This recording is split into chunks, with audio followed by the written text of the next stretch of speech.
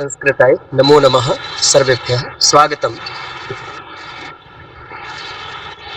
Uttar Pradesh Sanskrit संस्थानेन online प्रशिक्षण पाठ्यक्रम निर्माण योजनायाः अंगत्वेन संचालितानां प्रथम द्वितीय स्तर संस्कृत भाषा शिक्षण कक्षाणां माध्यमेन प्रेरणा सत्रस्य कार्यक्रमः समाचर्यते। प्रत्येकस्मिन् मासे प्रेरणा सत्रस्य कार्यक्रमः समाचर्यते।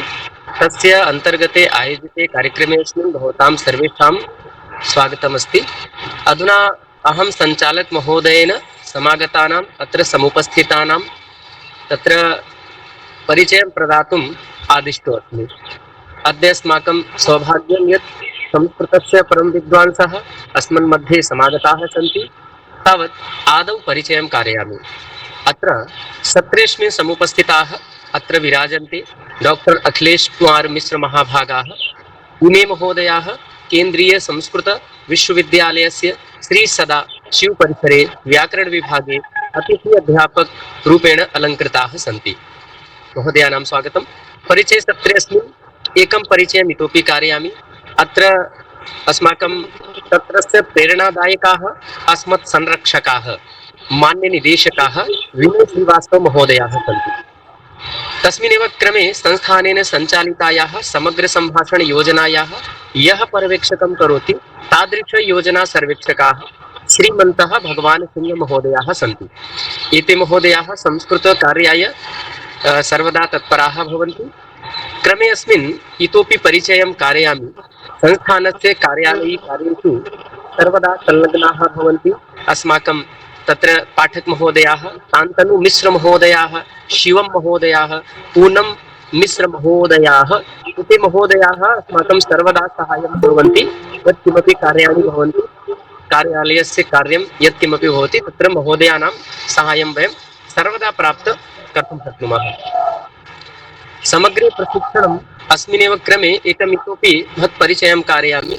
समग्रे प्रशिक्षणं येषां नेतृत्वे सम्पद्यते तादृश प्रशिक्षण प्रमुखाः अस्माकं पालकाः मार्गदर्शकाः आदरणीयाः श्रीमन्तः सुधीश कुमार मिश्र महाभागाः सन्ति। तस्मिन्नेव क्रमे एकं परिचयम् इतोपि अस्ति। तत्र योजना समन्वयने, कक्षा प्रबन्धने, प्रशिक्षक प्रबन्धने च निरन्तरं निरतानां प्रशिक्षण समन्वयकानां परिचयं कारयामि। तत्र श्रीमन्तः धीरज मेथाणी महोदयाः, श्रीमन्तः दिव्यरंजन महोदयाः, श्रीमत्यः सुश्री राधा शर्मा महोदयाः इति एते महोदयाः योजनायै संवर्धनाय अहर्निशं कार्यं कुर्वन्ति। अस्माकं मार्गदर्शनं पालकरूपेण सर्वदा कुर्वन्ति एव।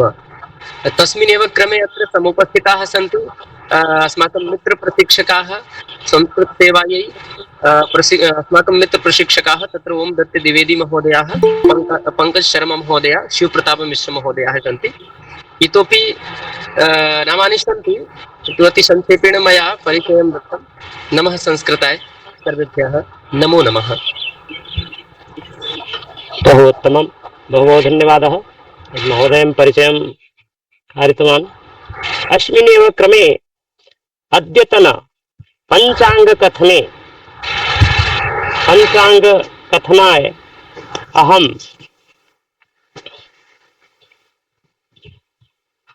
हरि ओम् पञ्चाङ्गकथनाय अहं वदामि आचार्य। नमस्ते। हरि ओम्। हरि ओम् आचार्य। ध्वनिः श्रूयते वा? आं महोदय, सम्यक् ध्वनि आयाति। हाँ, मनीषा आं महोदय। वैद्य महोदयां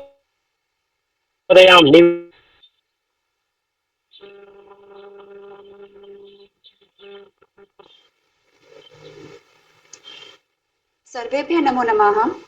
अद्यतनं पञ्चाङ्गं 5127तमाः युगाब्दः। सूर्य दक्षिणायं वर्षा ऋतौ श्रावण मासे कृष्णपक्षस्य दशमी तिथिः। भरणी नक्षत्रं शनिवासरः। जुलाई मासस्य 29 दिनाङ्कः। अद्यतनं दिनं सर्वेषां शुभं भवेत्। धन्यवादः।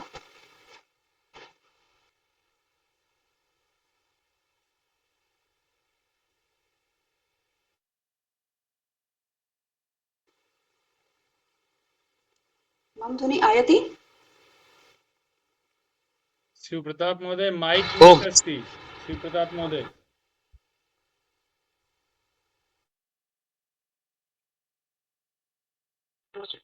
हरि ओम्। इदानीं श्रूयते वा? हरि ओम्। आम् इदानीं ओम मम ध्वनिः श्रूयते वा? सम्यक् अस्ति अग्रे अस्तु। भवेत्। प्रणति भावैर्व्याहरामः स्वागतं शुभवन्दनं क्षमागतानां स्वागतं कर्तुं समन्वयकः तथा च अस्माकं संरक्षकः मार्गदर्शकः श्रीमान् दिव्यरञ्जन महोदयं सादरं प्रार्थयामि, निवेदयामि। भवते सादरं इति निवेदयामि। भवान् आगत्य स्वागतम् इति करोतु।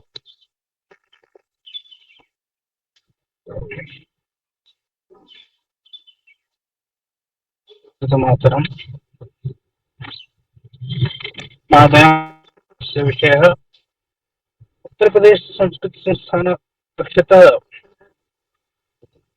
ऑनलाइन भाषा शिक्षण कक्षायाः अंतर्गतं प्रेरणासत्रम् इदं समायोज्यते। तत्र प्रथमं तु श्रावणमासः उत्तममासः, तत्रापि अस्माकं ये प्रेरकाः सन्ति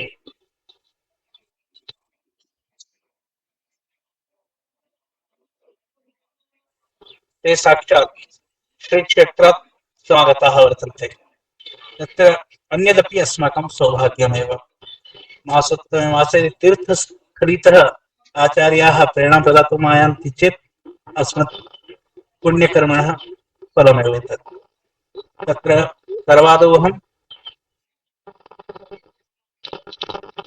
अद्यतन सम्माननीयाः डॉक्टर अखिलेश कुमार मिश्र वर्याः तेषाम् उत्तर प्रदेश संस्कृत संस्थान पक्षतः हार्दं स्वागतं व्याहरामि।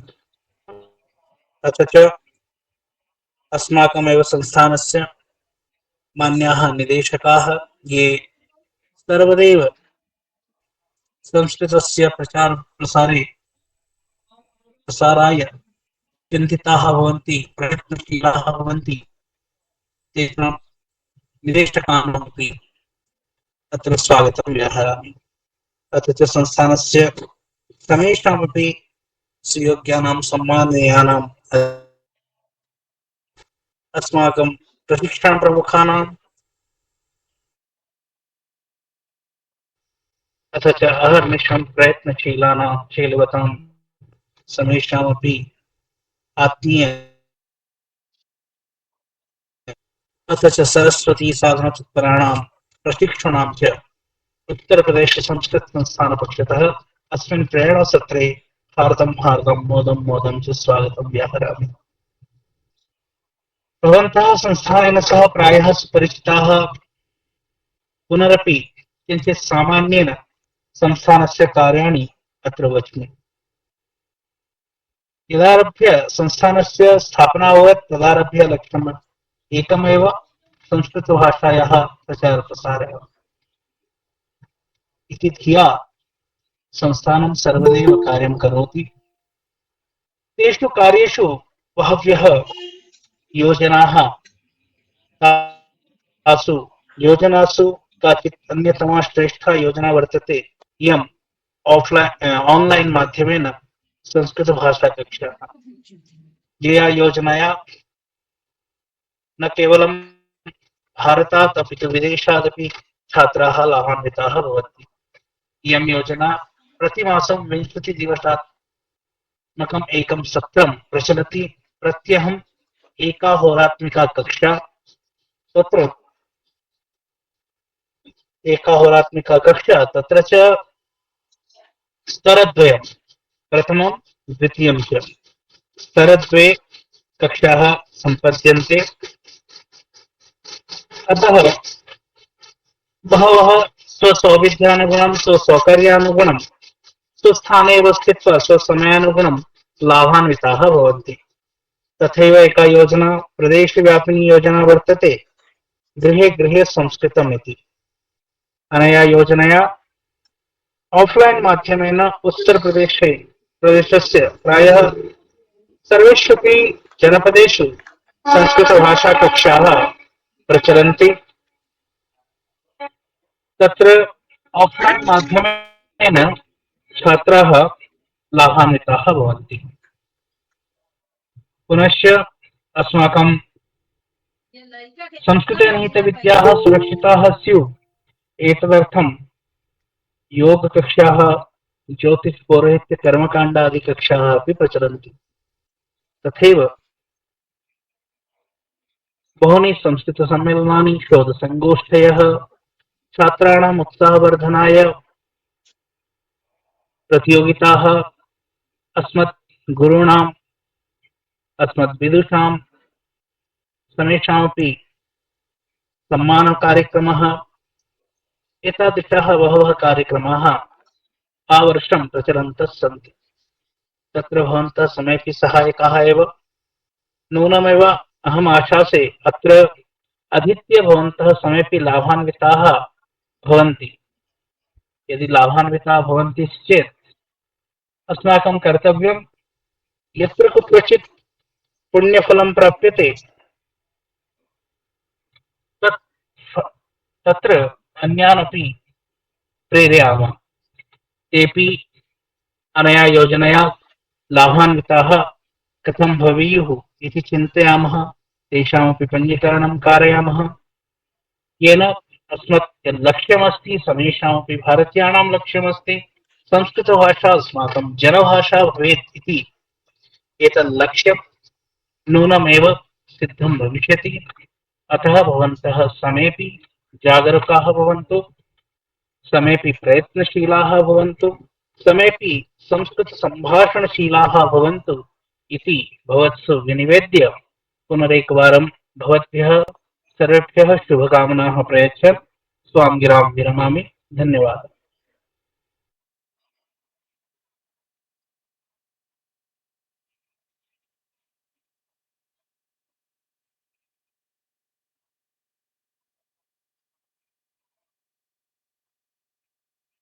माइक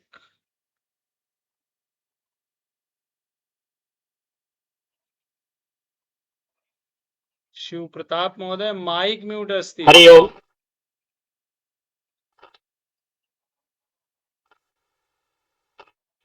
बहु बहु धन्यवादाः भवते। हरि ओम्, हरि ओम्। इदानीं श्रूयते? हरि ओम्, हरि ओम्। मम ध्वनिः श्रूयते वा? स्वागतं। गीतं गापयितुम् अहं प्राञ्जल महोदयं निवेदयामि। भवती आगत्य स्वागतगीतं प्रस्तौतु इति। बहुशः धन्यवादाः। नमः सर्वेभ्यः। महामहिनीये मेधाविन् त्वदीयं स्वागतं कुर्मः, त्वदीयं स्वागतं कुर्मः। गुरुगिरिवाणे भाषाय त्वदीयं स्वागतं कुर्मः, त्वदीयं स्वागतं कुर्मः। महामहिनीये मेधाविन् त्वदीयं स्वागतं कुर्मः, त्वदीयं स्वागतं कुर्मः। दिनं नो धन्यतं मे तत् इयं मङ्गलमयी वेला। दिनं नो धन्यतं मे तत् इयं मङ्गलमयी वेला। वयं यदि बालिकायेते त्वदीयं स्वागतं कुर्मः, त्वदीयं स्वागतं कुर्मः। महामहिनीये मेधाविन् त्वदीयं स्वागतं कुर्मः, त्वदीयं स्वागतं कुर्मः।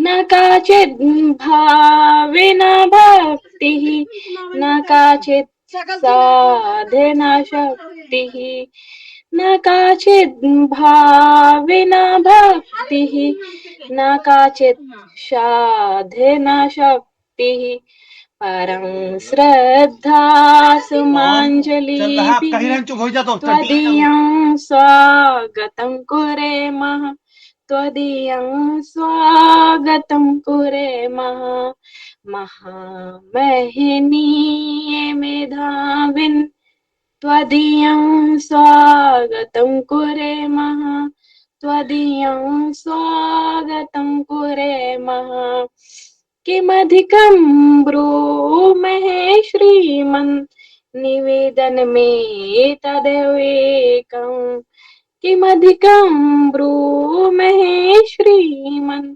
निवेदनमे तदेवेकम् न बाला विस्मृति नेयाः त्वदीयं स्वागतं कुर्मः त्वदीयं स्वागतं कुर्मः महामहिनीये मेधाविन् त्वदीयं स्वागतं कुर्मः त्वदीयं स्वागतं कुर्मः गुरु गिरिवाणे भाषाया त्वदीयं स्वागतं कुर्मः त्वदीयं स्वागतं कुर्मः बहुशः धन्यवादाः नमः सर्वेभ्यः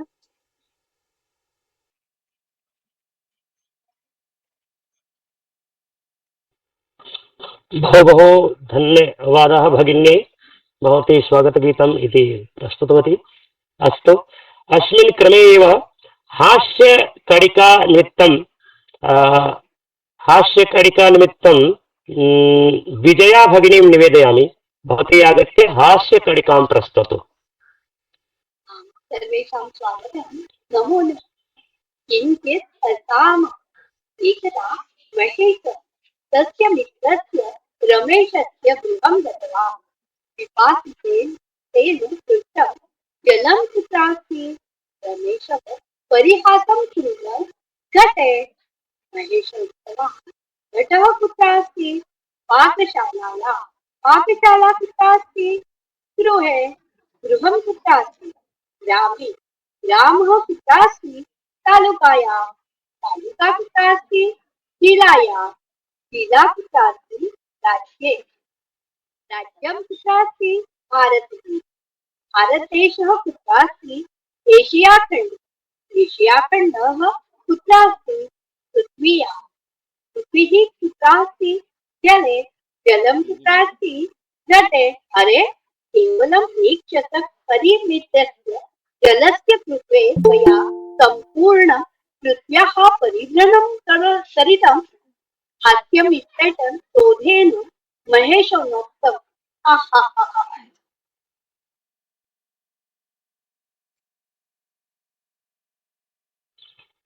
बहु सम्यक्, उत्तमं। भवती बहु सम्यक् प्रस्तुतवती। यथा हास्यकणिका अस्ति तथैव बहु प्रश्नानि विषयेपि हास्यकणिका आगता। तो प्रश्नात्मक हास्यकणिका बहु बहु शोभनीयं। तो अस्मिन्नेव क्रमे संस्कृतगीतं गापयितुं दक्षदीपं निवेदयामि। भवान् आगत्य संस्कृतगीतम् इति प्रस्तौतु। दक्षदीपम्।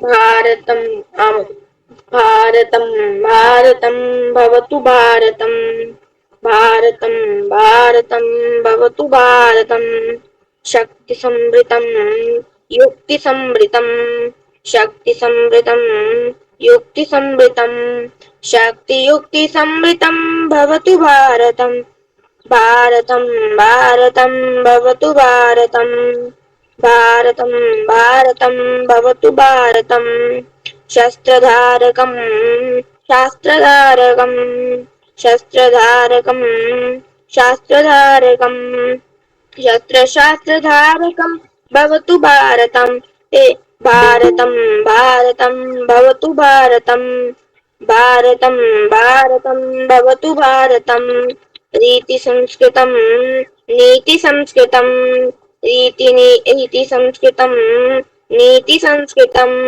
रीति नीति संस्कृतं भवतु भारतं भारतं भारतं भवतु भारतं भारतं भारतं भवतु भारतं कर्मणैष्टिकं धर्मणैष्टिकं कर्मणैष्टिकं धर्मणैष्टिकं कर्म धर्मणैष्टिकं भवतु भारतं भारतं भारतं भवतु भारतं भारतं भारतं भवतु भारतं। धन्यवाद महोदय। सर्वेभ्यो नमो नमः। गुरुभ्यो नमो नमः। गुरुभ्यो बहु सम्यक्, बहु उत्तमं। भवान् प्रस्तुतीकरणं कृतवान्। बहु सम्यक्, बहु उत्तमम्। अधुना सः समयः आगतः यस्य प्रतीक्षार्थे औत्सुक्येन वयं कुर्वन्तः स्मः। अहं नाधिकं विलम्बं संस्कृतस्य परं विदुषः अस्मिन् मध्ये समागतान्। अद्य अस्माकं सौभाग्यं वर्तते यत् संस्कृतस्य परम विद्वांसः श्रीमन्तः डॉक्टर अखिलेश कुमार मिश्रः महाभागाः देववाणी समुपासकान् डॉक्टर अखिलेश कुमार मिश्र महोदयां सादरं विनिवेदयामि यत् स्वमधुवचोभिः अस्मान् अभिषिञ्चयन्तु इति। डॉक्टर महोदय। नमस्ते। तत्र उपस्थितान् सभाध्यक्षान् सादरम् अभिनन्दयामि। उपविष्टमहोदयान् प्रणमामि। बहुकालः भवति, सम्पर्कः न जातः। अद्य साक्षादेव अत्र दर्शनं भवति। तत्रत्य शिक्षकाः ये सन्ति तेषां कृते अपि धन्यवादाः, यतोहि मां स्मृतवन्तः अस्मिन् सन्दर्भे। अन्ये उपस्थिताः प्रयान्तः छात्राः। यथा अद्यतनविषयः उक्तः वर्तते, आयुर्वेदस्य भाषा संस्कृतम् इति। संस्कृतं तु संस्कृतमेव, तत्र आयुर्वेदस्य भाषा संस्कृतम् इति कथनेन किं प्रयोजनं? किं केवलं संस्कृतभाषा अधीयते चेत् पर्याप्तं नास्ति वा?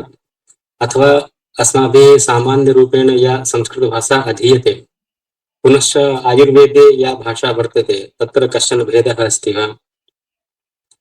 अस्माभिः यदधीतं तेन तत्र पर्याप्तं न भवति वा? इतोपि भिन्नतया किमपि अध्येतव्यं वा? संस्कृतम् अधीत्यापि किं पुनरपि आयुर्वेदस्य भाषा संस्कृतम् अध्येतव्यं वा? इत्यादयः बहवः विषयाः शङ्काश्च मनसि उत्पद्यन्ते। भवत्सु अपि तादृश प्रश्नाः उत्पन्नाः स्युः। इदानीं भवन्तः यस्मिन् सत्रे आसन् संस्कृतसम्भाषणं तत्र पठितम्। अग्रे पाठ्यक्रमाणां निर्माणं कथं करणीयम् इत्यादयः विषयाः अपि बोध्यमानाः स्युः। आयुर्वेदस्य भाषा संस्कृतं यदा पठ्यते तत्र के विशेषाः? सामान्यरूपेण भाषा तु संस्कृतमेव, तत्र आयुर्वेदस्य भाषा इति किमर्थं योजितम्? आयुर्वेदस्य भाषा संस्कृतं यदा पठ्यते अथवा तदुद्दिश्य यदा पाठ्यक्रमाणां संरचना क्रियते तत्र के विशेषाः भवेयुः? वयं सर्वे जानीमः एव, यः कोऽपि यदि भाषाध्ययनं कर्तुम् इच्छति, भाषाध्ययनाय केचन प्रसङ्गाः अपेक्षिताः, वाक्यानि अपेक्षितानि, कथाः अपेक्षिताः, सन्दर्भाः अपेक्षिताः। आधारं विना भाषाध्ययनं कर्तुं न शक्यते। सम्भाषणं कर्तुमपि कश्चन आधारः अवश्यं भवेदेव। अतः आयुर्वेदसम्बद्धविषयाः ये सन्ति, यथा कस्मिन् समये किं भोक्तव्यं, प्रातः किं भोक्तव्यं, मध्याह्ने किं भोक्तव्यं, रात्रौ किं भोक्तव्यं, किंच न भोक्तव्यं,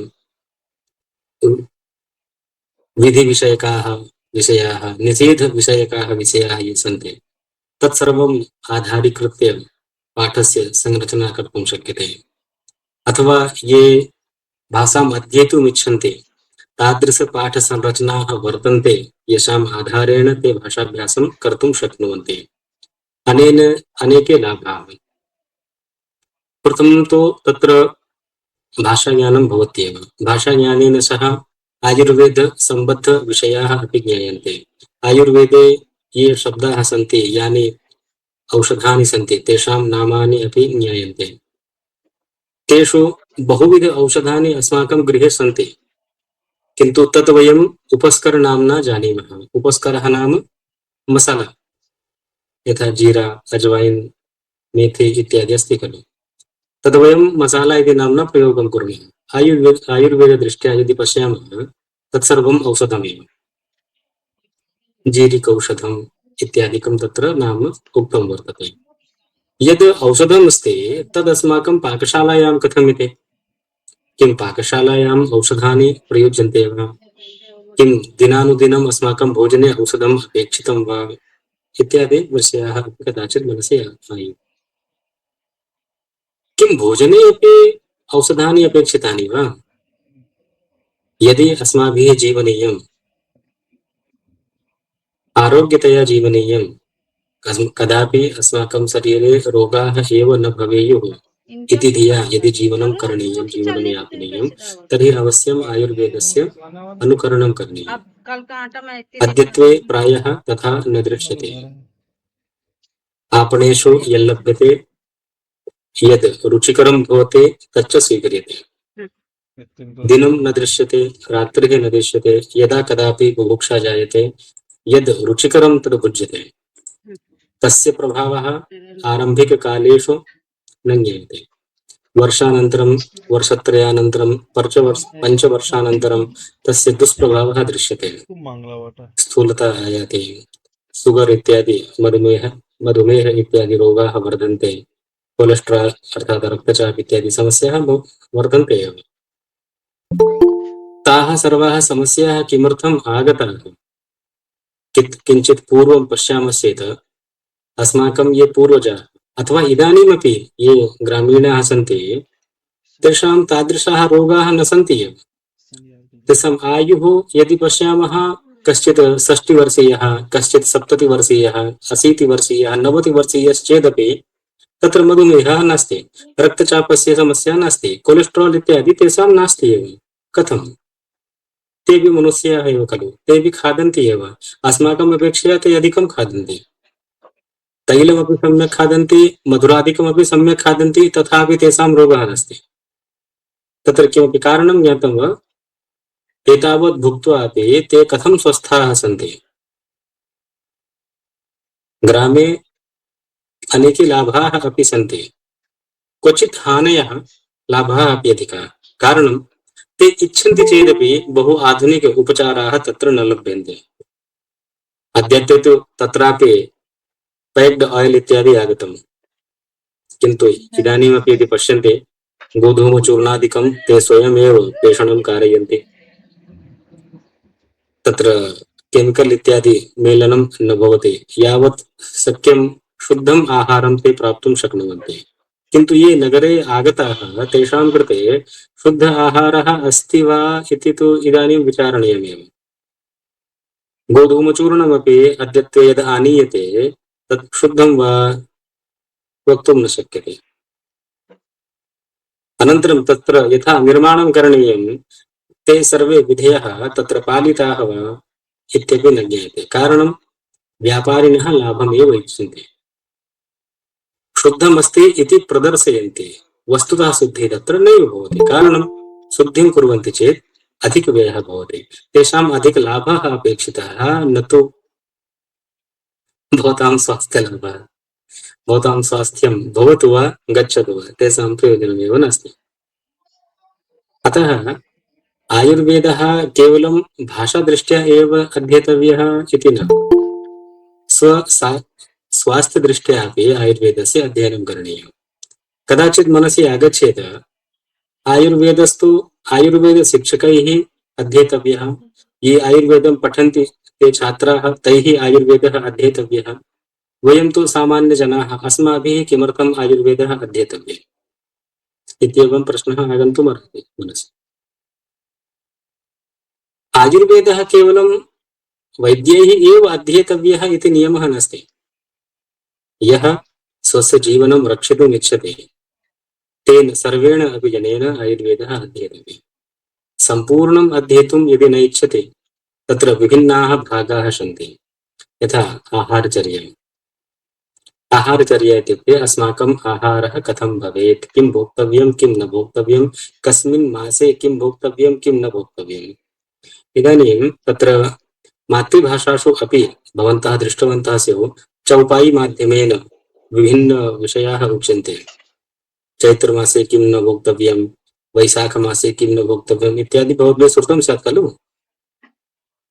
तत्र ये विषयाः उक्ताः ते सर्वे विषयाः आयुर्वेदादेव सङ्गृह्य मातृभाषारूपेण सरलरूपेण अनन्तरं कवित्वरूपेण प्रस्तुतवन्तः। कवित्वरूपेण किमर्थम्? आनन्देन ते वाचनमपि कर्तुं शक्नुयुः, तेषां लाभम् अपि प्राप्तुं शक्नुयुः। केवलं तत्र विषयरूपेण उच्यते चेत् स्मरणं कष्टाय। चौपाई रूपेण, मन्त्ररूपेण, श्लोकरूपेण यदि भवति तस्य स्मरणं सरलं भवति। अतः केवलं संस्कृतभाषया एव न, विभिन्नभाषया अवधिभाषया अपि बहु अस्ति।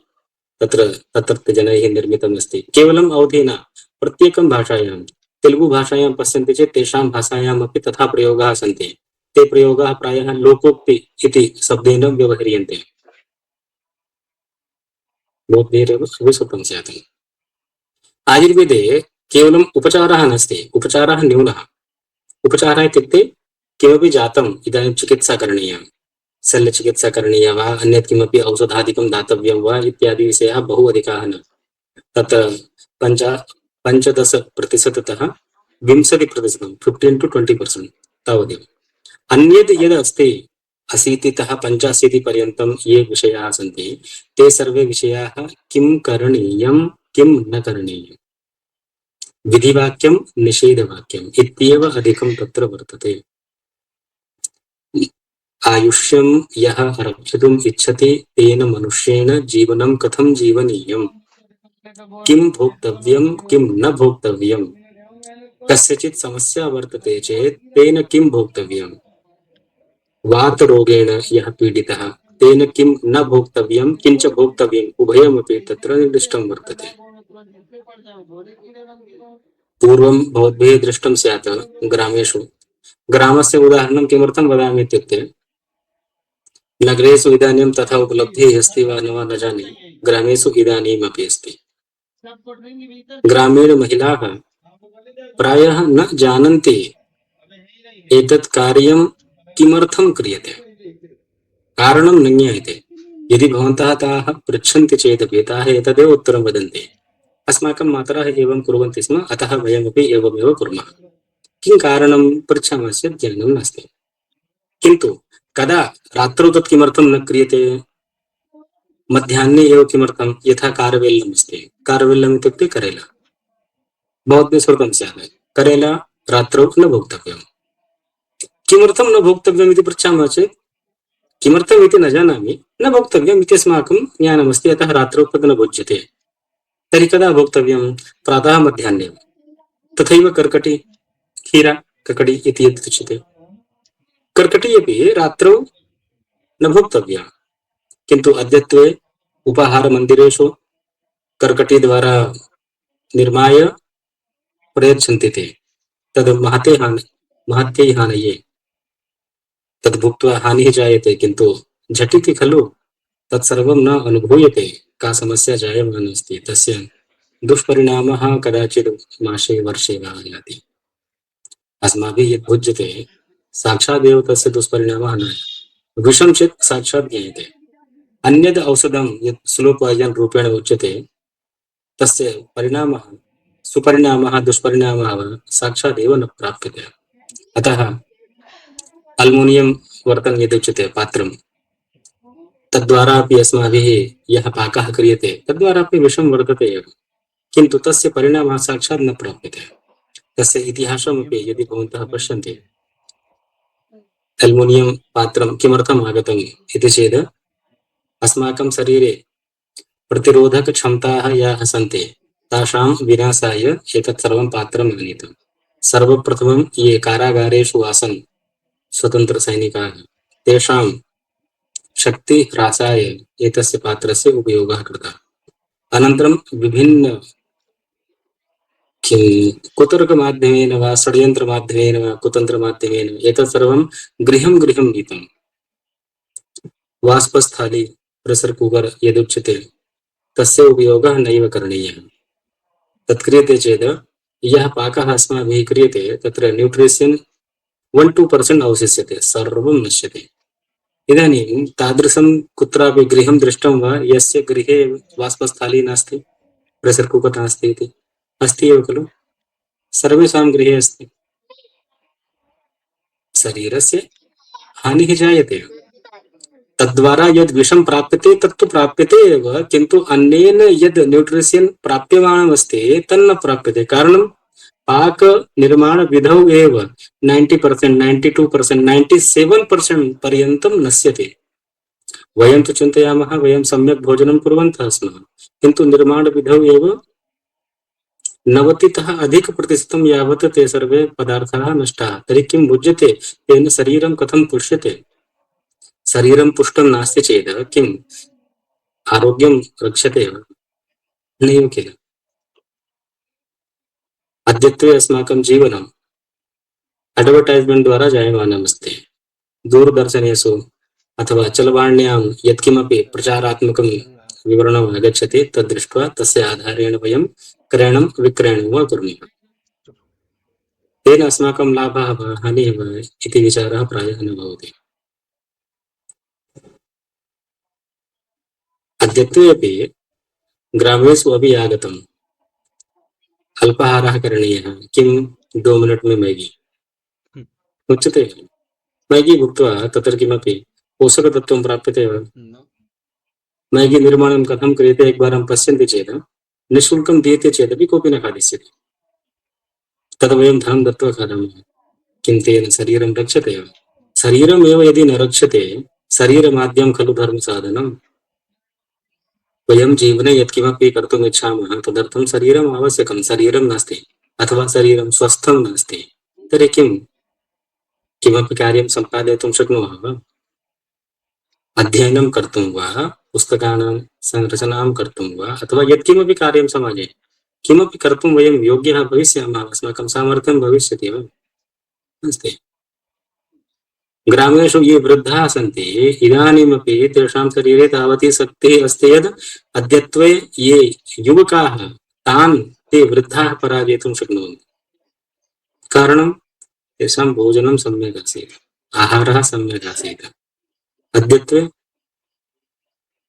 भवन्तः पश्यन्ति एव, प्रातः किं खादन्ति, रात्रौ किं खादन्ति, भोजननाम्ना किं ते खादन्तः सन्ति, तेषाम् अन्तः किं गच्छति? अस्माकं शरीरं सञ्चालयितुम् इन्धनम् आवश्यकं। तद् इन्धनं डीजेल् पेट्रोल् नास्ति। यदन्नं भुज्यते तद्वारा एव रसादिकस्य निर्माणं भवति, तेनैव शरीरं चलति। किन्तु ये रसाः अपेक्षिताः ते रसाः न प्राप्यन्ते चेत् शरीरे रोगाः न भविष्यन्ति चेत् के भविष्यन्ति? भवद्भिः श्रुतमेव स्यात् खलु, पूर्वं भारते जनाः रुग्णाः एव न भवन्ति स्म। रुग्णः इत्युक्ते ऋतुपरिवर्तनकाले कदाचित् पीनसः जातः, किञ्चित् ज्वरः जातः, एवं लघु लघु समस्याः, किड्नी फेलियर्, लिवर् फेलियर्, एतत् सर्वं हार्ट् इत्यादि न आसीदेव। पूर्वं श्रुतं वा अयं जनः हृदयाघातकारणेन गतः इति? नासीत् खलु। अद्यत्वे कारणं किम्? एकं कारणं नास्ति, तस्य परिणामः एकस्मिन् दिने न ज्ञायते। अस्माभिः वर्षं वर्षं यत् कार्यं क्रियते, यः व्यवहारः आचर्यते तस्य दुष्परिणामः अनन्तरं ज्ञायते। अनन्तरं किम् उच्यते? अयि भोः स तु सम्यक् आसीत्, स्वास्थ्यं सम्यक् आसीत्, युवा आसीत्, कथं तस्य हृदयाघातः इति? बहिः यद् दृश्यते तेन किम् अन्तः विद्यमानं सर्वं यन्त्रं सुरक्षितम् अस्ति इति अनुमानं कर्तुं शक्यते न? नास्ति। यथा सर्वस्य अपि यन्त्रस्य इन्धनं निश्चितं भवति, अस्मिन् यन्त्रे इन्धनं किं पूरणीयं निश्चितं भवति खलु, तथैव अस्य शरीरस्य सञ्चालनाय अपि इन्धनं निश्चितमस्ति, तदेव पूरणीयं। यत्किमपि अन्तः न पूरणीयं, पूर्यते चेत् तस्य दुष्परिणामः भवति। अनन्तरं जनाः वदन्ति एवं किमर्थं जातमिति। प्रायः वैद्यालये ते उपस्थिताः भवन्ति। सप्ताहे वा मासे वा कदाचित् प्रतिदिनमपि। दृष्टं स्यात् श्रुतमपि स्यात्। अद्यत्वे वक्तव्यं वा न जाने, वैद्यानाम् उपरि अपि बहु विश्वासः कर्तुं न शक्यते।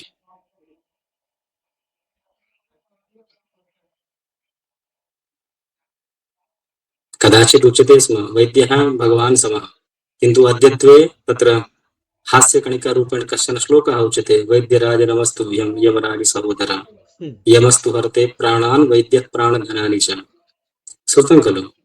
हास्यरूपेण अस्ति, किन्तु अद्यत्वे तद् सत्यवत् प्रतीयते। अतः तथा अस्माकं व्यवहारः भवेत् येन यावत् शक्यं वैद्यस्य मुखमेव द्रष्टव्यं न भवेत्। एकवारं भवान् चिकित्सालयं गतवान् चेत् कतिधा हानिः भवति इति कल्पना अपि कर्तुं न शक्यते। धनं गच्छति, शरीरं गच्छति, किं किं ते कर्तयिष्यन्ति भवान् तु चित्ते एव न भविष्यति खलु, भवतां चेतना एव न भविष्यति। यदिच्छन्ति ते कुर्वन्ति, गृहजनाः भीताः भविष्यन्ति, अयि भो सः वदति एवं करणीयमेव। अतः आयुर्वेदस्य भाषा यदस्ति तत् केवलं भाषारूपेण न, अस्माकं जीवनस्य संरक्षणाय अपि तस्य अध्ययनं करणीयम्। अत्र केवलं भाषाशिक्षणं नास्ति, भाषया सह विभिन्नविषयाः अपि वर्तन्ते। सुभाषितानि अपि सन्ति, कथाः अपि सन्ति, जीवने किं करणीयं, कस्मिन् मासे करणीयं, किं किं करणीयम् इत्यादि प्रसङ्गाः तत्र उद्धृताः वर्तन्ते। हिंदी भाषायाम् उच्यते खलु, एक पंथ दुई काज, एक बाण से दुई काम, निशाना सुने है ना। तो आयुर्वेदस्य भाषा संस्कृतमिति यदस्ति तत्र द्विधापि भवतां लाभः। प्रथमं तु भाषाध्ययनं भवत्येव, भाषाध्ययनेन सह आयुर्वेदसम्बद्धाः विषयाः अपि ज्ञायन्ते। ते विषयाः ज्ञायन्ते चेत् भवतां स्वास्थ्यं संरक्षितं भवति। स्वास्थ्यं सुरक्षितं चेत् भवन्तः यत्किमपि कार्यं कुर्वन्तः सन्ति दीर्घकालं यावत् तत् कार्यं सम्पादयितुम् अर्हन्ति। अन्यथा स्वास्थ्यस्य अभावे प्रातः सायम् औषधमेव सेवनीयं, कार्यं कदा करिष्यामः? स्पष्टं वा? किमपि प्रष्टुमिच्छन्ति चेत् प्रष्टुं शक्नुवन्ति। ओम दत्त महोदय, एतादृशम् अवकाशं दत्तवन्तः, अतः संस्थाप्रमुखेभ्यः शिक्षकेभ्यः सर्वेभ्यः धन्यवादाः। मया यत्किमपि उक्तं तत्र यदि कश्चित् प्रश्नः वर्तते, जिज्ञासा वर्तते, अवश्यं भवन्तः प्रष्टुं शक्नुवन्ति। नमस्ते।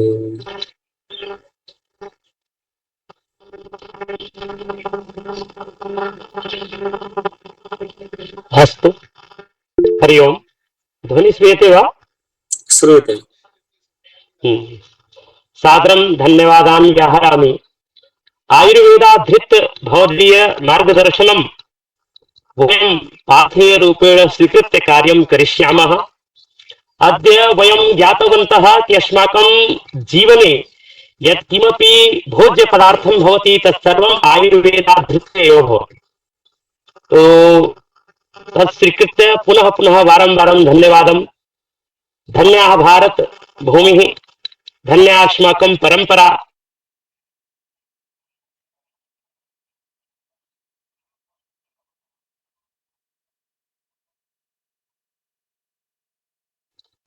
समागतेभ्यः धन्यताम् आविष्कर्तुम् अतीव कुशल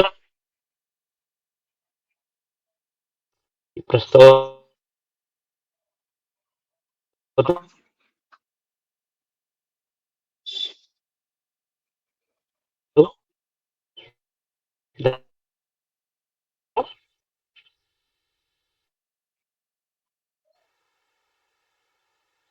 धन्यवादाः। नमो नमः, सर्वेभ्यो नमो नमः। उत्तर प्रदेश संस्कृत संस्थान द्वारा ऑनलाइन प्रशिक्षण पाठ्यक्रम निर्माण योजनायाः अंगत्वेन संचालितानां प्रथम द्वितीय स्तरीय संस्कृत भाषा शिक्षण कक्षाणां माध्यमेन इदं प्रेरणासत्रं समाचर्यते।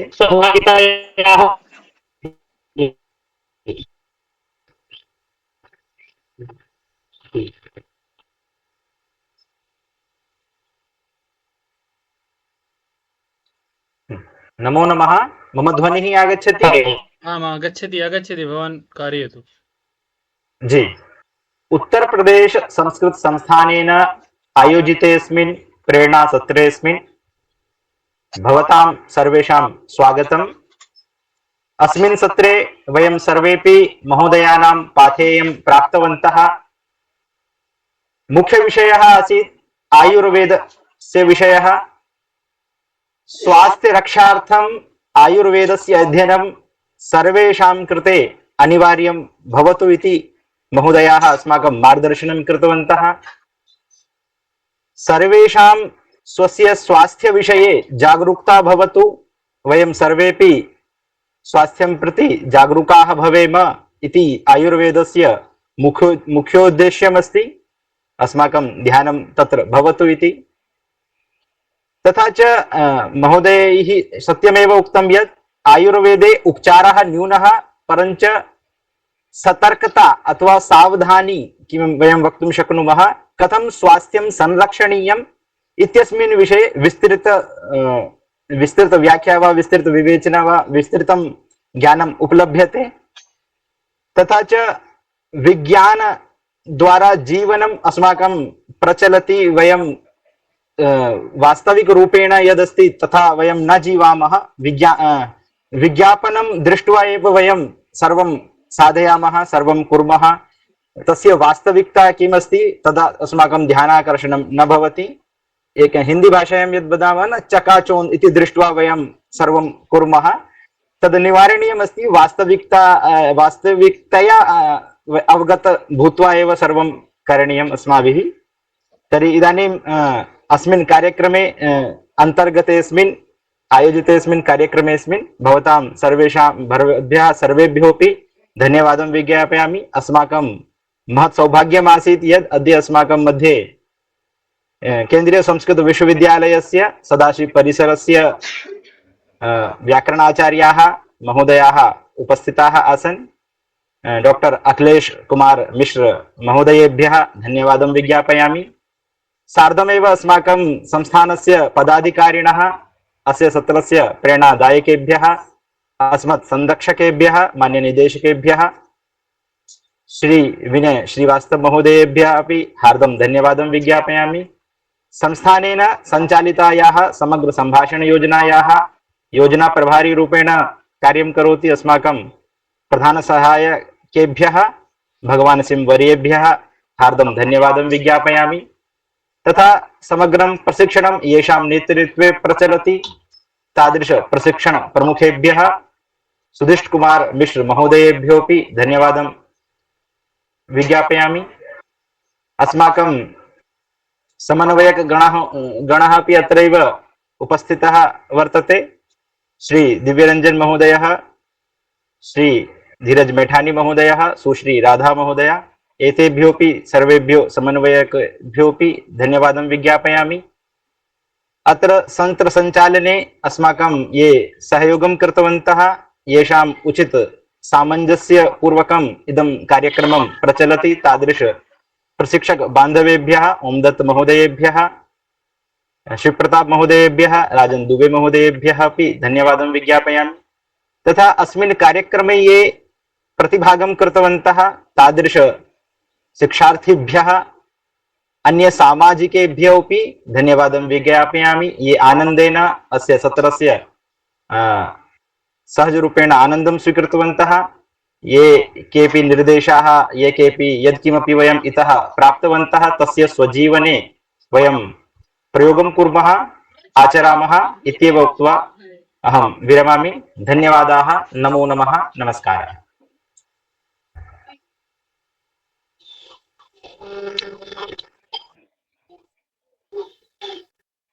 बहु बहु धन्यवादः। भवतेपि बहु बहु धन्यवादः। कार्यक्रमः सम्पूर्णतां याति क्षत्रमिदं भवतां समागतानाम् एते प्रतिभां सहयोगेन च सम्पन्नाः। तावत् शान्तिमन्त्राय गुरुकुलस्य छात्रान् निवेदयामि भवन्तः शान्तिमन्त्रं कुर्वन्तु इति गुरुकुल छात्रम्।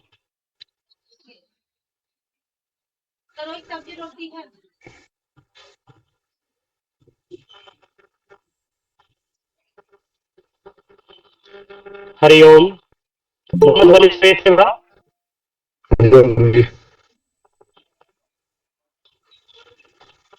कदाचित् तेषां नेटवर्क बाधा किं स्यात् जातम्? ते न वदन्ति।